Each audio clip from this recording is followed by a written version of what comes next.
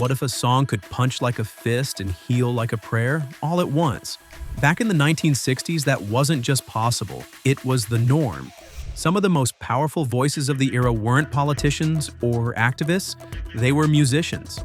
And the protest songs they gave us? They're still shaking walls and stirring souls today. It's been a long... Let's dive into 10 unforgettable tracks that didn't just soundtrack the revolution, they were the revolution. 1. Blowin' in the Wind, Bob Dylan. Is a blowing in the wind. The answer is blowing. You can't talk protest music without starting here. Bob Dylan didn't scream, he didn't rage. He asked questions, simple, haunting, and devastating. How many roads must a man walk down before you call him a man? How many years must a mountain exist? That lyric wasn't just poetry. It was a direct jab at a nation wrestling with racism, war, and inequality. Released at the height of the civil rights movement, Blowin' in the Wind became a unifying anthem for anyone asking why justice was still so out of reach. Dylan, in his raw, nasally croon, gave a voice to millions who had none. Even now, when you hear that melody drift through your speakers, doesn't it stop you cold? Doesn't it make you wonder why those answers are still blowing in the wind? 2. We Shall Overcome, Pete Seeger. We shall overcome. If Blowin' in the Wind was the question, We Shall Overcome was the promise. Pete Seeger didn't write it, but he elevated it. A reworked gospel tune, this song became the heart of the civil rights movement. It wasn't angry, it wasn't flashy, it was steady, powerful, and impossible to ignore. You can picture it, can't you? Marchers arm in arm, voices trembling but fierce. Deep in my heart, I do believe. Deep in my heart. It didn't just comfort, it called people forward. It dared them to believe that change was not just possible, it was inevitable. More than half a century later, this simple song still echoes in the streets of every modern-day protest. 3. Fortunate Son, Creedence Clearwater Revival.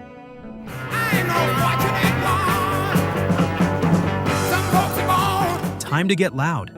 Fortunate Son was a blistering critique of America's class divide during the Vietnam War. Written by John Fogerty, it exploded with frustration. It ain't me, I ain't no senator's son. It ain't me, I ain't no senator's son. Draft cards were burning, and this track poured gasoline on the fire. It wasn't about peace, it was about truth. The ugly kind. The kind that exposed how the rich and powerful got to stay home while the poor were sent overseas to fight. That guitar riff, instant goosebumps. To this day, Fortunate Son isn't just a protest song, it's a war cry against hypocrisy. 4. Ohio, Crosby, Stills, Nash Young. Dead in Ohio. One song, 4 dead students. An entire nation rattled. After the Kent State shootings, Neil Young saw the photos and sat down to write. What came out was Ohio, one of the rawest, fastest turned around protest songs in history. Tin soldiers and Nixon's coming. Tin soldiers and Nixon come. We're finally. Radio stations tried to ban it. That only made it louder. This wasn't subtle. It named names, it pointed fingers. It forced people to face the consequences of power gone rogue. If you've ever wondered what a song written in white-hot grief and fury sounds like, this is it. And it still hits hard. Drop your favorites in the comments. Hit that like button if this trip down memory lane made you feel young again. And be sure to subscribe for more deep dives into the music, movies, and mayhem of decades past. Because the 60s weren't just a moment in time, they were a vibe. And thanks to these songs, the vibe lives on. 5. A Change Is Gonna Come, Sam Cooke. A change gonna come. Oh, yeah. Sam Cooke gave us one of the most soulful, gut-wrenching protest songs of the era without ever raising his voice. He had lived the pain. He'd been turned away from hotels, insulted in restaurants, arrested without cause. And he took all that pain, all that hope, and poured it into this masterpiece. It's been a long time coming. It wasn't confrontational, it was vulnerable.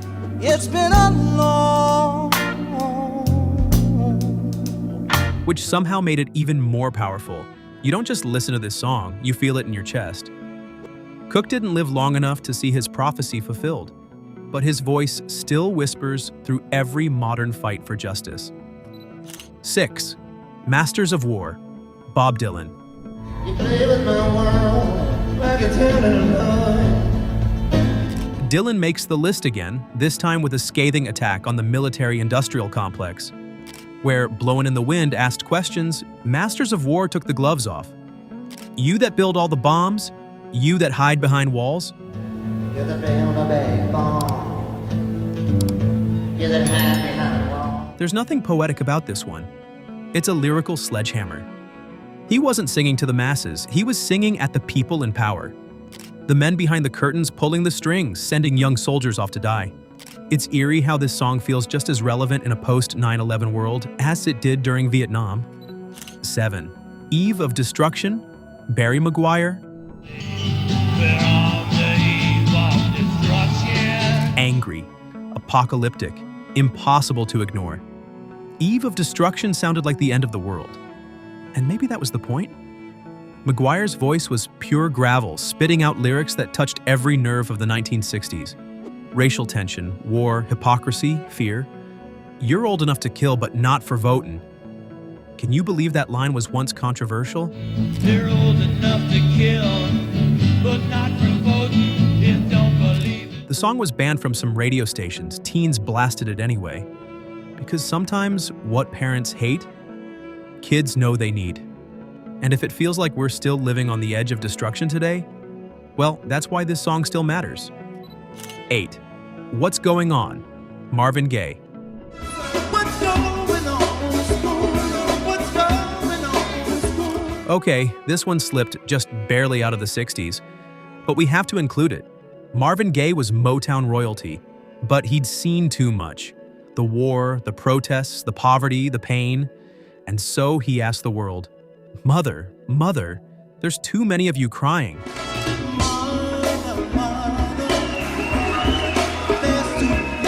This wasn't a scream, it was a plea, a lament. And it shook Motown's foundations to the core. It blended soul, jazz, gospel, and pure heartbreak. And the best part? It worked. People listened. The industry changed. And Marvin Gaye became a symbol of what happens when an artist stops entertaining and starts testifying. 9. Universal Soldier, Buffy Sainte-Marie.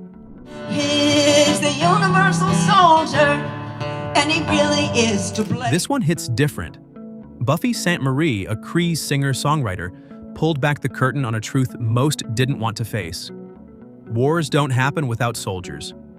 And those soldiers are often pawns, used and discarded. He's the one who gives his body as a weapon of the war. Gives his body as a weapon to a war, and without it, There's no anger in her voice, just sadness. And that sadness, it lands like a thunderclap. Few songs have ever painted such a clear picture of how personal war really is. And in a world still sending young people to fight battles they didn't start, Universal Soldier still matters, a lot. 10. The Times They Are A-Changin, Bob Dylan. The times they are a-changin. Yeah, Dylan again. What can we say? The man was a movement. This song is prophecy set to guitar. Come, senators, congressmen, please heed the call. Come, senators, congressmen, please heed the call. Don't stand. It was a warning, a promise, a line in the sand, and guess what? The times did change. Slowly, painfully, but they did. And they're still changing. Dylan's genius wasn't just in his words, it was in his timing. This song landed like a bomb right when the old guard was scrambling to hold on to power. Decades later, it's still a favorite chant of climate activists, student protesters, and anyone who knows the world can be better than this. The legacy lives on. So, what ties all these songs together? It's not just their lyrics, not just their melodies, it's their courage. Each track was a risk, some were banned, others mocked. Some even led to artists being blacklisted, but they sang anyway. They knew music could go places speeches couldn't. It could slip past defenses, It could rattle the bones of the powerful and cradle the hearts of the powerless. These 10 songs didn't just reflect history, they helped make it. And more importantly, they're not done yet. Now it's your turn. Don't just watch this video and say, wow, those were the days. Make these the days. Revisit these tracks. Share them with your kids, your grandkids, your coworkers, your barista, anyone who will listen. Better yet, write your own. Protest music didn't die in the 60s. It lives in every beat that dares to ask why and every chorus that screams enough. Whether you're 35 or 70, it's never too late to raise your voice or your volume. So next time the world feels too heavy, too dark, too broken, turn up the music. Because the answers, the hope, the rebellion, it's all still blowing in the wind.